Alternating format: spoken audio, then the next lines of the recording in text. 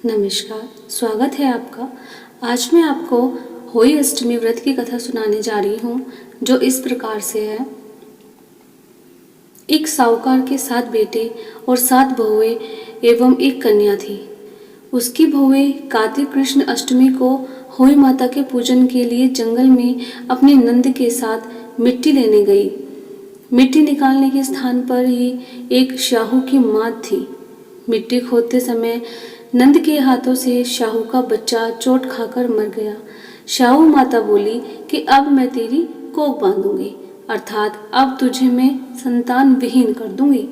इसी बात को सुनकर नंद ने अपनी सभी भाभियों से अपने बदले में कोख बंधवा लेने के लिए आग्रह किया, परंतु उसकी सभी भाभियों ने उसके प्रस्ताव को अस्वीकार कर दिया।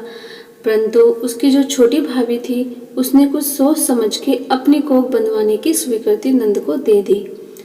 तत्पश्चात उस भाभी को जो भी संतान होती थी, वो 7 दिन के बाद मर जाती थी। और एक दिन पंडित को बुलवाकर इस बात का पता लगाया तो पंडित जी ने कहा कि तुम काली गाय की पूजा किया करो। काली गाय रिश्ते में शाहू की भाई लगती है। वह यदि तेरी कोख खोल दे तो बच्चे जीवित रह सकते हैं। पंडित की बात सुनकर छोटी बहू ने दूसरे दिन से ही काली गाय की सेवा करनी प्रारंभ कर दी।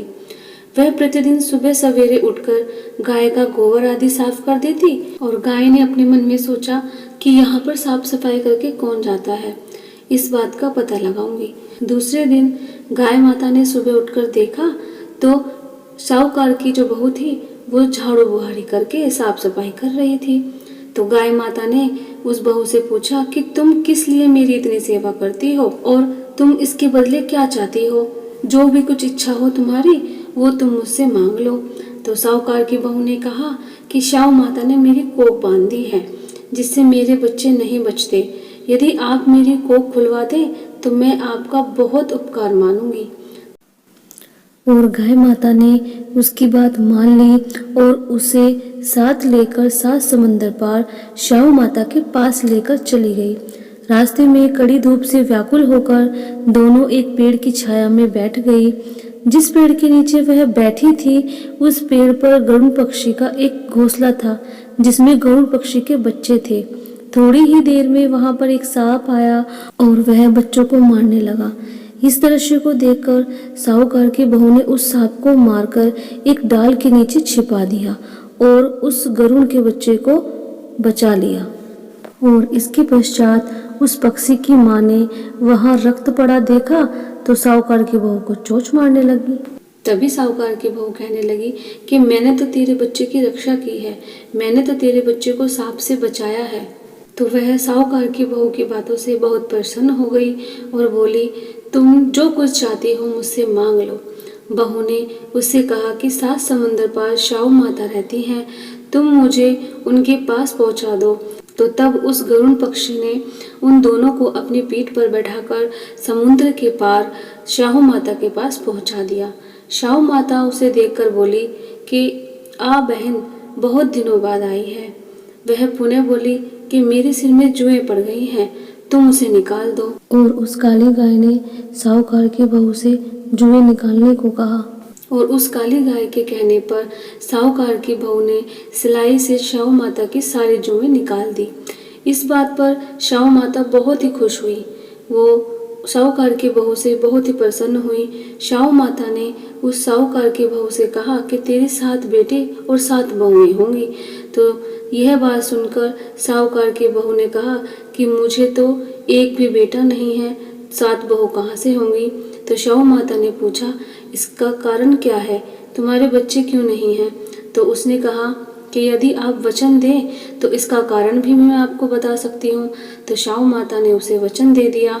वचन रद्द करा लेने के बाद साहूकार की बहू ने कहा कि मेरी कोख तुम्हारे पास बंद पड़ी है, उसे खोल दो। शाहू माता ने कहा, मैं तो तेरी बातों में आकर धोखा खा गई, अब मुझे तो तेरी कोख खोलनी पड़ेगी। इतना कहने के साथ ही शाहू माता ने कहा कि अब तू घर जा और तेरे 7 बेटे और 7 बहुएं होंगी। घर जाने पर तू होई माता का उद्यापन करना, 7-7 होई बनाकर 7 कढ़ाई देना। और जब साहूकार की बहू घर गई तो उसने घर लौटकर देखा तो उसके 7 बेटे और 7 बहुएं बैठी मिली। वह खुशी के मारे भाव विभोर हो गई। उसने 7 होई बनाकर 7 कढ़ाई देकर उद्यापन किया। इसके बाद ही दीपावली आई। उसकी जो जेठानियां थी वो परस्पर कहने लगी कि सब लोग पूजन का कार्य शीघ्र ही पूरा कर लो, कहीं ऐसा ना हो कि छोटी बहू अपने बच्चों का स्मरण करके रोना धोना शुरू कर दे, नहीं तो रंग में भंग पड़ जाएगा। और छोटी बहू की बात जानने के लिए उसने अपने बच्चों को उसके घर भेज दिया। और बच्चों ने जाकर देखा तो छोटी बहू उद्यापन के लिए आटा गूंथ रही थी। और उन बच्चों ने घर जाकर बताया कि छोटी बहू तो आटा गूंथ रही है और उद्यापन का कार्य चल रहा है। इतना ही सुनते सारी जेठानियां आकर उससे पूछने लगी कि तूने अपनी कोख कहाँ से खुलवाई। उसने कहा कि शाहू माता ने कृपा करके उसकी कोख खोल दी। सब लोग होई माता की जय जयकार करने लगे। जिस तरह होई माता ने उस साहूकार की बहू की कोख खोली, उसी प्रकार इस व्रत को करने वाली सभी नारियों की अभिलाषा, सभी मनोकामना पूर्ण हो। कहते सुनते हुंकारे भरते बोले होई माता की जय। ऐसी ही और कथा कहानियाँ सुनने के लिए चैनल को सब्सक्राइब करें और बेल आइकन को प्रेस करना ना भूलें, ताकि आगे आने वाले नए वीडियोस की जानकारी आपको समय समय पर मिलती रहे। बोलिए होई माता की जय।